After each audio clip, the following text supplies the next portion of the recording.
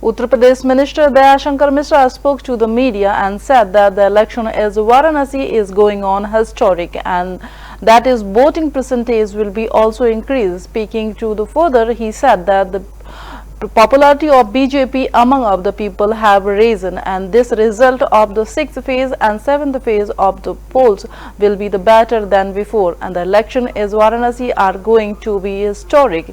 Then voting percentage also will increase. Our popularity among the people has been on the raise and the result of 6th phase of the election will be the better than before and said Dayashankar Mishra. जीत मिलेगी वो भी कहीं न कहीं से बनारस का चुनाव, बनारस के इर्द गिर्द का चुनाव जो 7वें चक्र का है, ये बहुत ऐतिहासिक होने जा रहा है।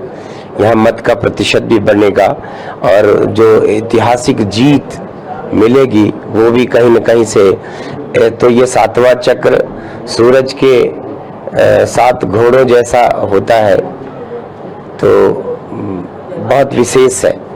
अब तक जनता एकदम से चुनाव का जो रुझान है, आपने देखा होगा कि चुनाव धीरे धीरे चढ़ता चला गया है। हमारी लोकप्रियता, हमारे प्रति जो लोगों का झुकाव है वो भी बढ़ता चला जा रहा है। तो ये कहीं न कहीं से बहुत ही तो इस 7वें चक्र का 6वें चक्र 7वें चक्र के चुनाव का परिणाम पिछले से और बेहतर होगा, ऐसा मेरा मानना है। जिस तरीके से भीड़ उमड़ रही है पूर्वांचल में मोदी जी को सुनने के लिए, इस तपती दोपहरी में मतलब अग्नि परीक्षा है हमारे वोटरों की, लेकिन किसी ने इसकी परवाह नहीं किया।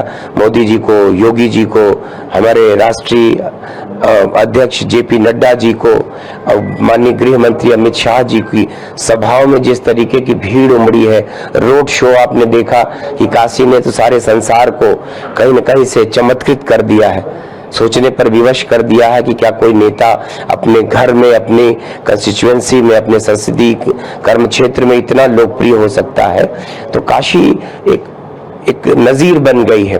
और ये पूर्वांचल की रैलियों में जिस तरीके से मुझको लगता था कि हम लोग भी रैली कराते समय हिचक रहे थे, लेकिन भी मैंने भदोही की रैली कराया ऐतिहासिक रूप से दोपहर को 1 बजे और एक दिन में प्रधानमंत्री जी की 4 रैलियां, 3 बड़ी रैलियां, प्रतापगढ़ में रैली हुई और जौनपुर में हुई।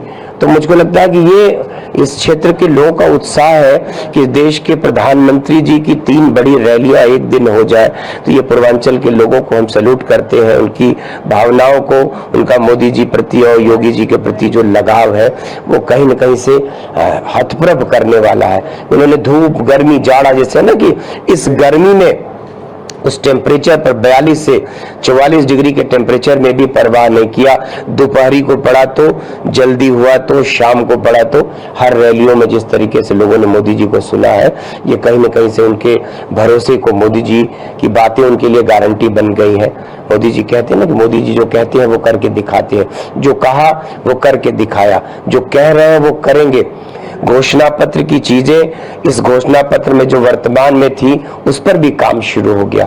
इस देश के 70 बरस के बुजुर्गों को आयुष्मान कार्ड जो देना है उस पर भी काम शुरू कर दिया भारतीय जनता पार्टी ने। तो ये पार्टी है जिसकी कथनी करने में कोई फर्क नहीं, जो कहा है वो करके दिखाया है, जो कह रहे हैं वो करके दिखाएंगे कि मोदी जी की बात इस देश में गारंटी है। समाज का उनके ऊपर भरोसा है। समाज का जो बिखराव था, जाति में अलग अलग नावों पे लोगों ने समाज को बांट के रखा था, मोदी जी ने सबको एक करने का प्रयास कर दिया है। पूरा समाज आज मोदी जी के लिए खड़ा है। बनारस का चुनाव, बनारस के इर्द गिर्द का चुनाव जो 7वें चक्र का है, ये बहुत ऐतिहासिक होने जा रहा है। यहाँ मत का प्रतिशत भी बढ़ेगा और जो ऐतिहासिक जीत मिलेगी वो भी कहीं न कहीं से